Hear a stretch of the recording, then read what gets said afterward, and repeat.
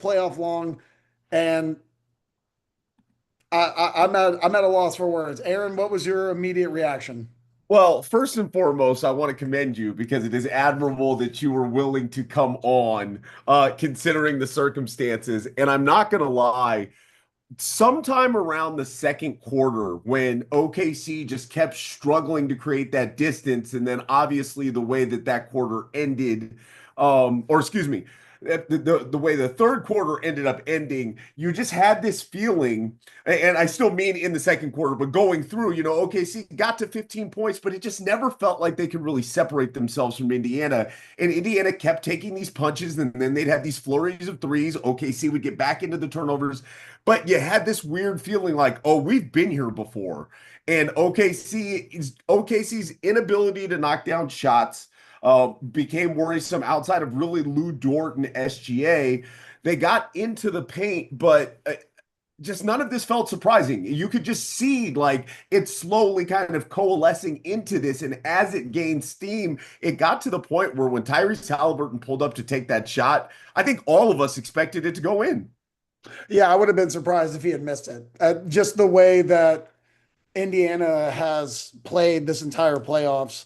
Um, it's the kind of game that they win. It's the I think Windhurst went on Threads after the game and he said the Pacers expected to win this way. It's basically built into their game plan, which is a really funny way to think about it. Being down double digits and going into the fourth quarter, and then that being your strategy for winning. You're like, got you exactly where I want you.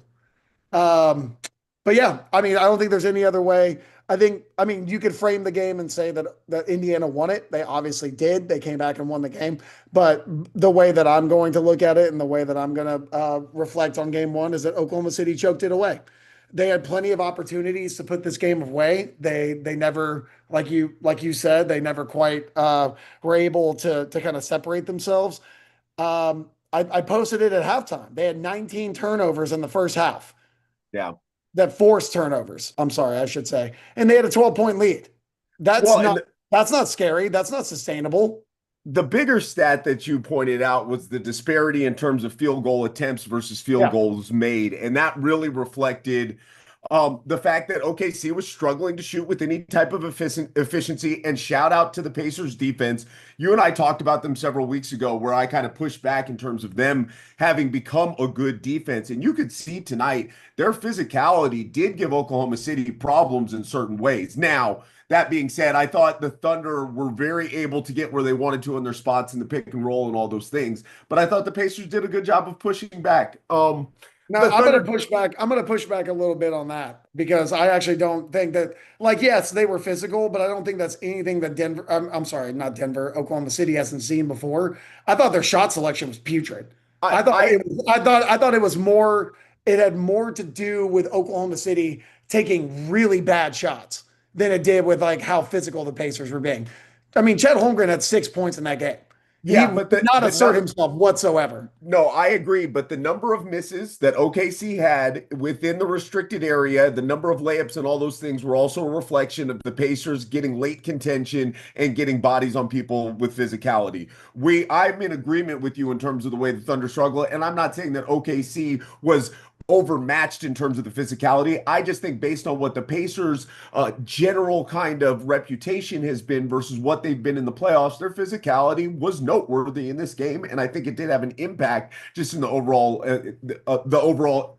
end of the game in terms of how the Pacers were able to stay in it on the defensive end. Now, the Thunder are going to go back and see a lot of missed opportunities, obviously offensively, and then it's just they failed to execute down the stretch, including two consecutive missed free throws with I think 5 minutes left that were huge.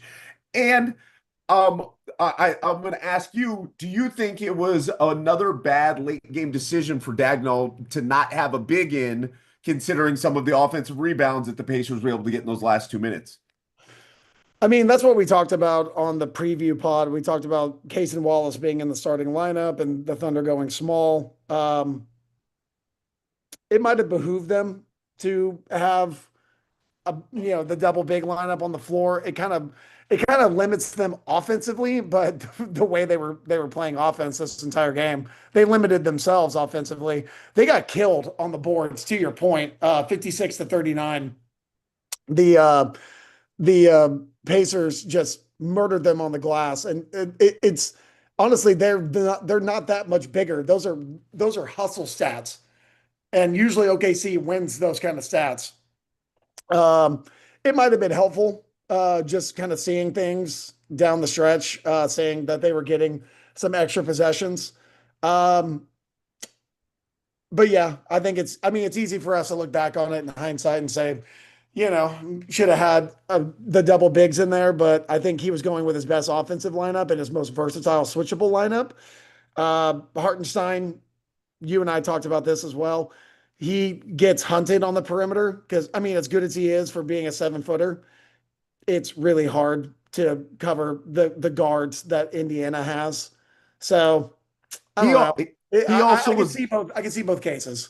he was also getting exploited, and I talked about this on Threads as well. The Pacers were doing a very good job of moving the ball into the direction of where he was sagging, and he gave up about four different threes just because the man that he's trying to play a kind of off sagging role just in case he has to be the help side rim protector, and they were moving the ball so quickly. Toppin got two early threes. And then got another one later in the game that was really important. And shout Yeah, out to Obi Toppin, considering how big he was. We had it talked was about the huge for Pacers. them. Yeah, the Pacers were going to have to win the bench minutes. You and I talked about that on the pod. McConnell was a little bit more effective than I was expecting. And then Toppin was huge. What he had finished with 17 and 5 threes, I believe. I believe that's right. Yeah. Yeah, yeah, There's a couple of things that we talked about in the preview, which is we were talking about assist percentage. yeah, Oklahoma City had 13 assists on 110 points. yeah, That is so unimaginably bad. That's such a stagnant, boring offense, which is yeah. exactly the kind of thing that you and I were texting about during the game. I was like, I hate the shot selection they're getting. It's ISO heavy. It's too much one-on-one. They're dribbling the air out of the ball. They had one possession that I remember. Shea had the ball and he was 35 feet from the basket. He had 9 seconds on the shot clock and he had no urgency about like getting into their action. It led to a shot clock violation. You just can't play so passive. And it's one of those things. We've seen this with Dagnall before. Whenever he seems like he's uncomfortable with a small lead late in the fourth. He just doesn't know really how to kind of structure his team and get them into position to where they can close these games out. I didn't love the Jalen Williams three whenever they were up, I think 3 points with like 2.5 minutes Yeah. left. You're in the bonus. I want them to be attacking, going downhill, getting shots at the rim, or forcing Indiana to foul. Yeah. In those positions, that's the way that you're going to keep and sustain your lead. And they didn't shoot the ball like super well from the floor. They shot it a little bit better from three than, I mean, they shot 11 of 30, which is about 37%. I just don't like that shot in that moment. Plus, Jalen Williams was 6 of 19 from the floor. It's also not a shot I was super comfortable with him taking. Yeah, I in want fairness him to him, to, I think when he missed that shot, he was closer to like 6 of 16 from the floor, and then I think he missed his last three shots. But that he being missed a said, no, lot of he missed a lot of bad shots that he well, took. and He he took a missed the lot of layup. early in the shot clock pull-up Yeah, jumpers he that missed a I layup hated. that he had to be able to make late in the game as well. Yeah. And but I think you kind of spoke to what one of the other problems were down late. Is as much as I love what OKC was able to do in the pick and roll, they were so predictable that you could almost see them kind of freeze up in terms of what they were going to do offensively to try to counteract because it just felt like Indiana had figured out how they wanted to defend it. And OKC doesn't really have a secondary or tertiary action late in the games that it feels like they trust enough to go to offset the defense just settling in on making sure they get the ball out of Shea's hands. And Yeah. that really felt that last minute you could just feel it get real tight. And look, all credit to the Pacers in terms of they are so damn comfortable in these high tension moments now. Yeah, And we've talked they've about the been there. Thunder's evolution as a team and a young team and having to go through this. And the Pacers are just advanced on this anyways. They had that weird stretch, and Caitlin Cooper talked about this on the Zach Lowe show a couple days ago. They had that weird stretch in March where they were winning all these games late, and it's very clear the level of comfort they have now because this is insane. Yeah, no, I mean, it's already an NBA record for the most wins in clutch time in one individual playoff by a single team. They already have the record and they just added to it. Yeah. Uh, I mean, their largest margin in the game was Halliburton shot. It was their first and only 1 point. They were That's never in the lead. wow. Yeah, they never had it until the Halliburton hit that jumper at the end of the game with 0.3 seconds left. The Thunder first 19 turnovers in the first half, only 6 turnovers in the second half. Yeah. Nice adjustments by Rick Carlisle and by the entire Pacers team to limit those turnovers, to settle down into a better rhythm offensively, and taking care of the ball. I was going to ask you. I know that Indiana is one of the better 3-point shooting teams like that has been in the playoffs this whole season. They were 46% from three. Did that feel like an aberration to you, or does that feel like something that, I mean, 46%, maybe not that exact number, but does that feel sustainable to you that they can hit big shots, big 3-pointers like that? It at no point did, even though you could tell that they were shooting well, it never really felt like, oh, the shooting luck is on their side. So to me, based on the looks that they got in this game, and we'll see some adjustments, obviously, I thought OKC in the second half was kind of late on their rotations and did a bad job in terms of getting around to shooters.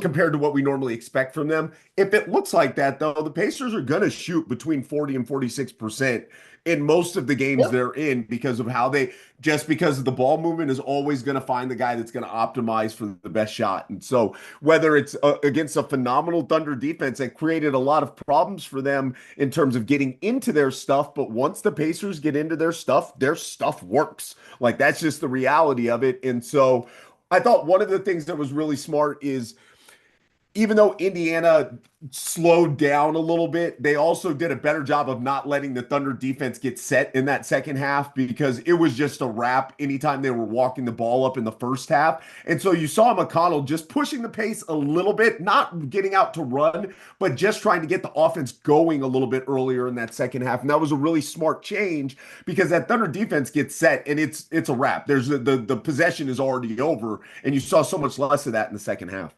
But back to your point, I think that the shooting is going to be there. Like they're going to make the shots. That's just the reality of who this team is now. We have too much of a body of evidence to think otherwise.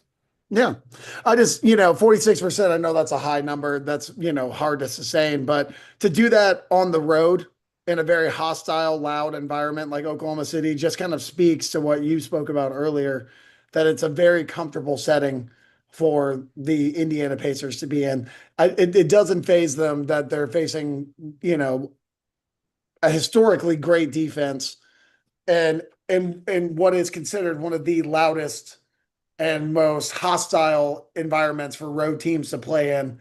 Kudos to them for just playing lights out down the stretch. I want to say that they were 6 of 9 from three in the fourth quarter. I don't think OKC made a single 3-point shot. I'll tell you the moment that I was like, oh no, was when Neesmith hit that quick release three in the corner, I think with like Yeah, two that was a minutes big left. shot. Because it's just Neesmith seems to have a knack for that, and he hit it so fast, and I was like, oh, the timing on this is getting. And then Nembhard hits that step back at the 2 minute mark, and all. They had a couple. They had a couple of bailout shots too. That were just Yeah, those ones that kind of started feeling like, oh, this is a bit. this is turning. This Yeah, is a team of destiny kind of yeah, thing. You get the Miles Turner sidestep. yeah. The off the three-pointer. glass. Yeah, and then there was Yeah, another possession where, like, I think Oklahoma City played perfect defense for 23.8 seconds, and then the ball ends ends up up in Siakam's hands. Siakam's. Yeah, on Yeah, that. and he got Yeah, that layup right as the shot clock was expiring. yeah. And then, I mean, if you think about it, it's a 1-point game, and the referees call a lane violation on the second Pascal Siakam missed free throw. Yeah. which leads to him shooting another one, which he makes, and the Pacers win by one. Yeah. By the And way, every single player on the line was in jumped the in. Yeah, yeah. You don't yeah, ever see but that. it's a lane violation, a call you will never see in an NBA game for weeks at a time, and Yeah. then it happens in the NBA Finals. I thought that was pretty funny. That was a fun Uh, moment. yeah, but I'm not. I mean, I'm one of those people that I'm never like, oh, this play changed the game. Yeah, of course, You because have an entire 48 minutes. it's a comprehensive event. You can't Yeah, single it's a out a comprehensive moment. game, and you also can't say if one call goes one way or another that everything down the stretch is going to play out exactly like the way that it did. You can run yourself ragged doing things like that. Yeah, absolutely. Because I mean, where do you stop pulling those threads? yeah, at a certain point, these branches will lead you off into outer space. Yeah. Um, was this to you? Was it just a like well played game by the Pacers, or was there some coaching Uh, that Carlisle did that? I mean, obviously, second half adjustments were a real thing. I yeah, don't think Oklahoma City particularly played worse. I think their offense was consistently bad throughout the game. I think their yeah. defense, I didn't say let them down. I just don't think they were able to force 19 turnovers in the first half like they did in the earlier part of the game. They were only able to force six. So is that, do you give any credence to the coaching matchup Well, you and you and I seeing how the talked game ended? 100%. You and I talked about it on the pod. The reality is, if these games end up nip and tuck, I'm taking Carlisle Yeah, uh, just because fair. of, and it has nothing to do with my feelings about Mark Dagnall, who I think is Huh. probably one of the three or four best technicians and tacticians, excuse me, in the NBA. It's just the combination of Carlisle, been there, done that, and how many different iterations he's done it with. So just his ingenuity in terms of on the fly and pushing the right buttons. I was even really impressed with watching the half game interview with Rick Carlisle, and I usually hate that stuff, but you Yeah, can just tell by how tempered he was and the way he was communicating with those guys. He's like, look, we know we're fine. We know what we have to do. Here's the corrections we have to do. I don't have to give an impassioned speech because we're all on the same page. And you can just really tell his ability. He just has his thumb on the pulse of the game in such an incredible way that we're seeing oftentimes now with Dagnall. He's still figuring out. He's just had some late game flubs, and part of that is just if you don't have the muscle memory for those moments and if you don't have the familiarity with it, how do you learn? You got to learn from mistakes. So that's not a knock on Dagnall at all in these moments. It's just that Carlisle is going to be drawing from such a better well and resource of information and experience. And we're seeing it. Now, I got a question for you. Is as we because I do want to kind of have us wrap this up as well. Have you seen anything in this game that changed your opinion on the way the series might look? well, we talked about Case and Wallace, and I knew that he was going to be in the starting lineup, and I was curious how that was going to go. I thought he actually held up really well on defenses. I know the first couple of possessions. Yeah, you can't. I mean, he can't defend Siakam. That's the Well, one but thing they got to then, figure.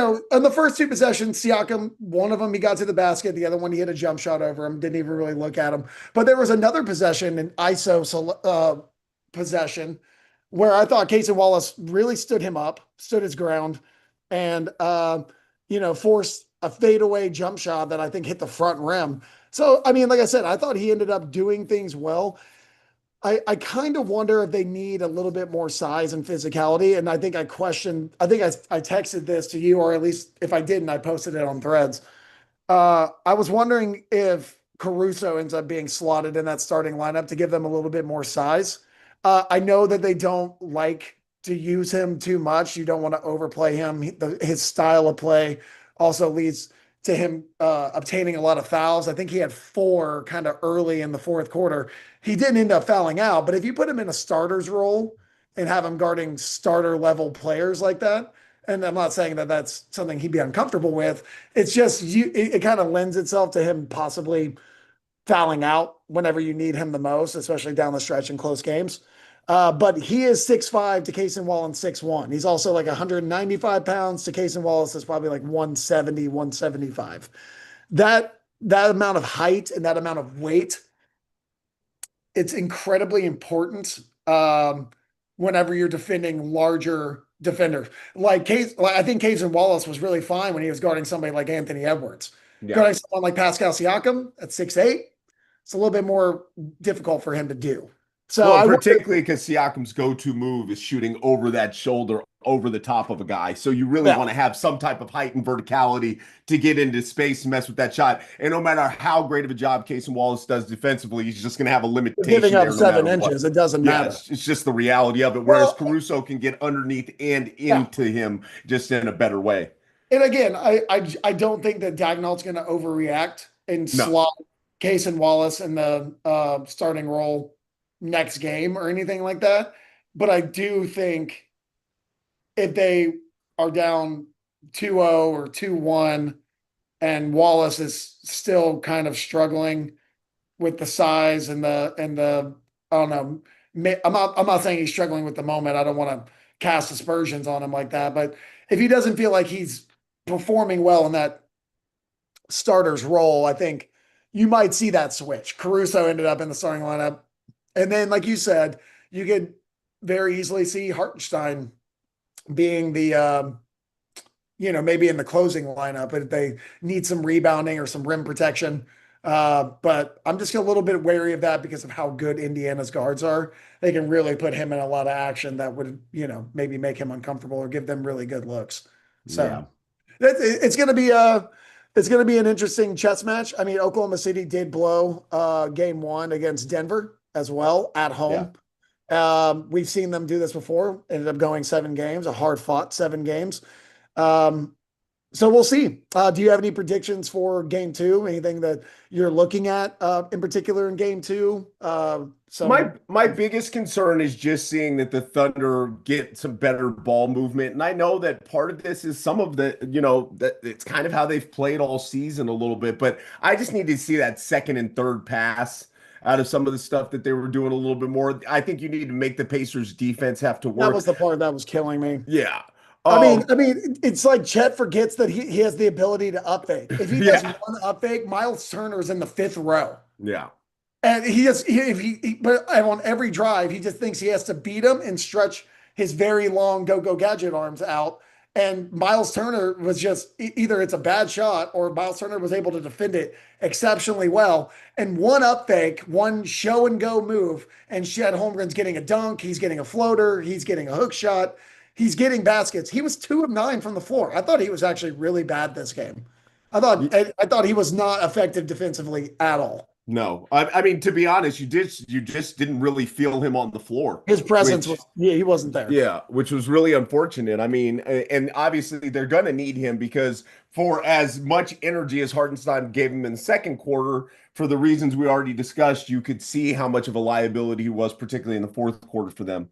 And it just that Hartenstein's not going to be the guy they can go to down the stretch of these games. And if we find ourselves in another situation late, I mean, I think that Dagnall, after what happened in this game, is going to be looking for size. So they need Holmgren. That's just the case. Any reason we didn't see is Jay Will hurt?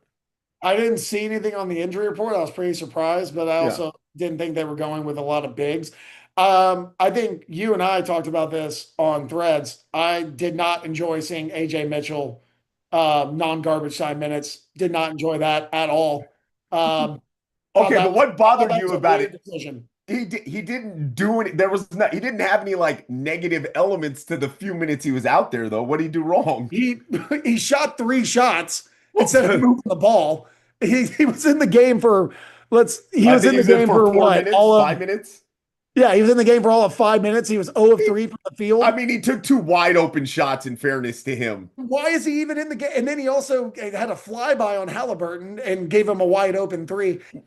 He doesn't need to be in that rotation. Why is he in the game is a fair question. To me, the thought was because of the energy and the intensity that the game was being played at, Dagnall was just trying to sneak some extra minutes of rest for some of his wing defenders. I'd rather have Joe or Wiggins in that spot. I don't know why you're going to AJ Mitchell. Well, because I think he's the best of those 3 defensively.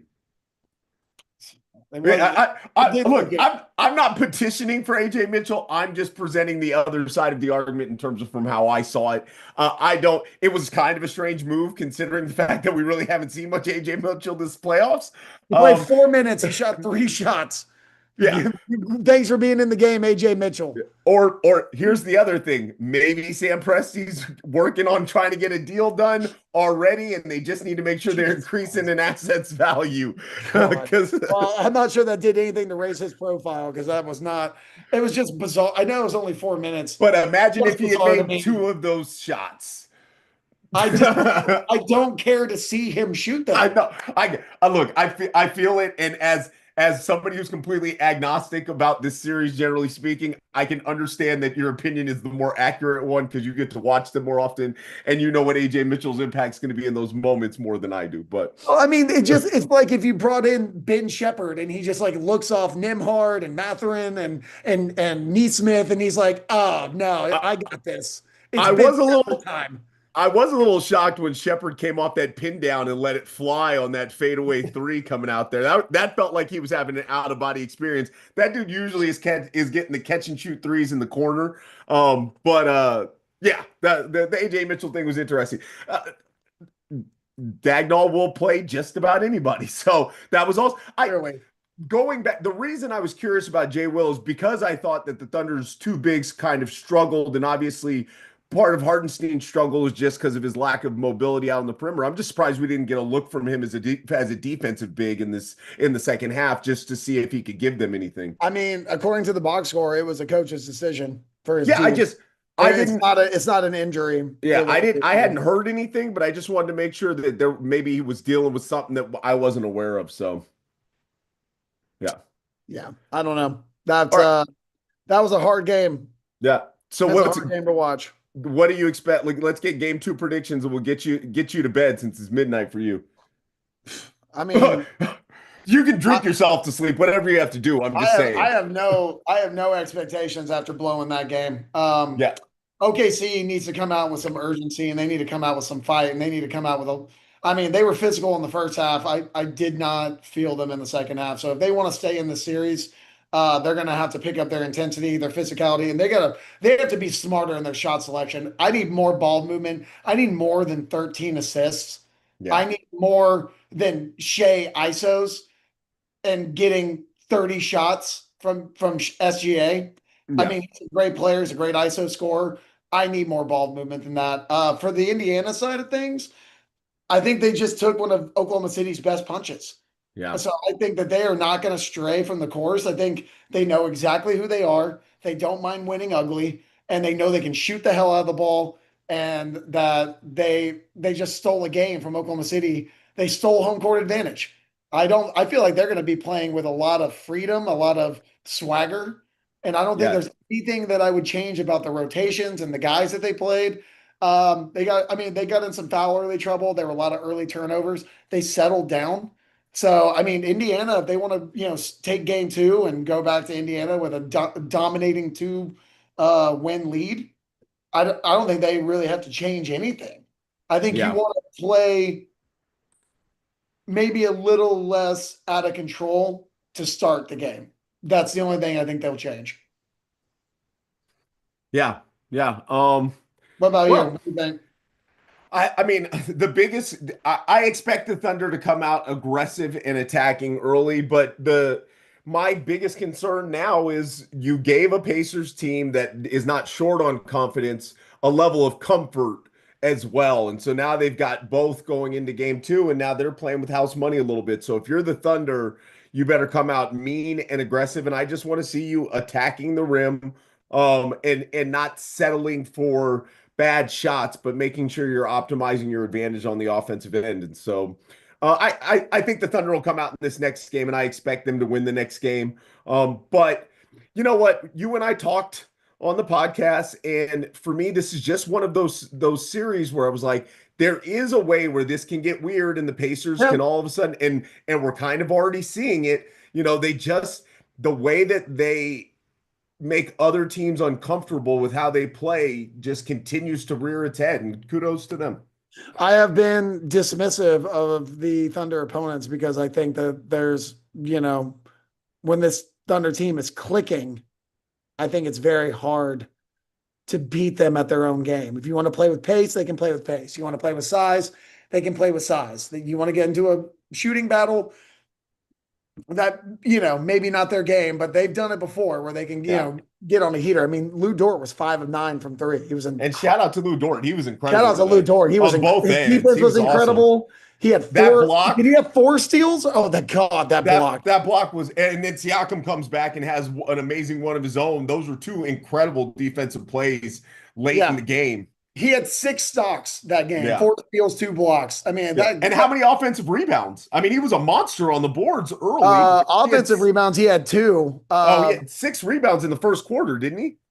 He had 4 for the game. Oh, no, I misheard it then. I apologize. No, you're totally fine. It was Hartenstein was actually really, like, to your credit, 9 rebounds for him. Led all. Yeah, we knew that was going to happen. Siakam and Halliburton both had 10. Neesmith had 12. Like I said, Oklahoma City got killed on the glass. No. But it's not like it led to second chance points.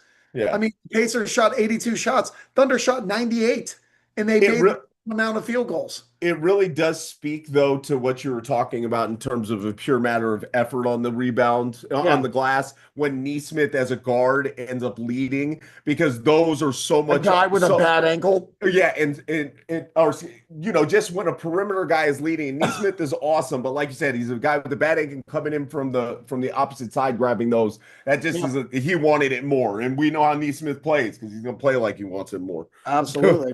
Yeah. Hey, congratulations to the Pacers. It's going to be a fun series for sure. Well, we got ourselves a series. We were excited for that, and I'm still hopeful for you, my guy. Hey, man. Like I said, whenever I get on this podcast, I try and take my personal bias out of it. I try to look at it objectively. I know some people might not agree with that, but they might think that I'm a bit of a homer still. I hope that we talked about both teams equally, and that people don't think that I over focus on Oklahoma City, even though maybe I did, because I kind of thought this was their game and they gave it away. Yeah. But all the credit in the world to Indiana, and I hope that people give them their proper credit, because this is a team that came here to compete, and they came here to go through the favorite.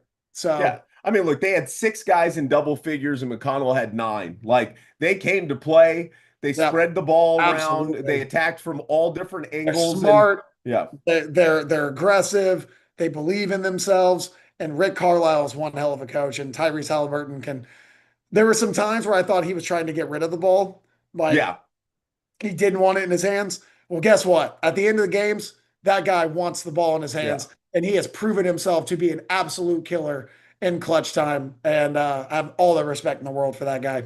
And he does it on one of his least favorite shots, which is a pull-up. We see that so rarely in his game. That off dribble pull-up is that mid-range pull-up is just not something we see very often. He buried that. He had a big one earlier too, up over, I believe, Chet on that moon ball. So yeah, Halliburton, the legend of Halliburton continues to grow. This playoff run is magic. Yeah.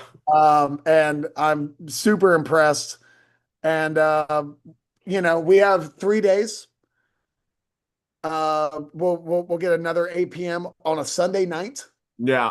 And I'm excited for game 2, as much as I will probably need to have another beer to calm my nerves after watching that game. I'm surprised I even have a voice left, really. I was yelling at my TV the entire game because I knew that if you let Indiana hang around in the 12 to 15 point range, yeah.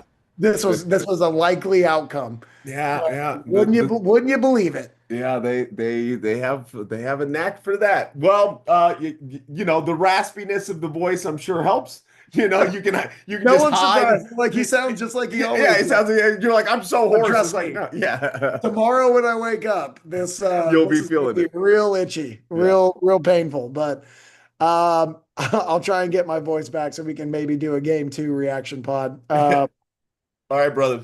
Yeah. Sorry that we couldn't see you. Apparently, we are broadcasting to YouTube, according to.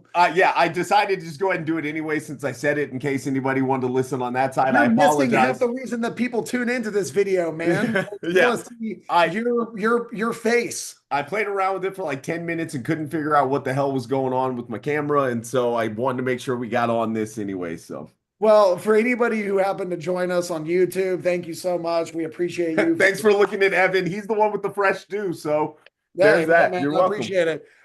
This will be up on Spotify and Apple hopefully by tomorrow. Our It'll be up reaction I'm pod. gonna put it up immediately. So Perfect. yeah. So everyone can have quick access to our reaction pod. And thank you all so much again for tuning in. We're excited. We have one hell of a series still in front of us, and we're going to end this podcast the way that we always do by saying adios. Awesome. Tough day, man. Tough one. Yeah. Yeah. Yeah. But that's basketball, man. Yep. And you saw him doing it. I mean, the Denver game helps give you a little bit of level of comfort where that's concerned. So I mean, they've done it before, but yeah, I think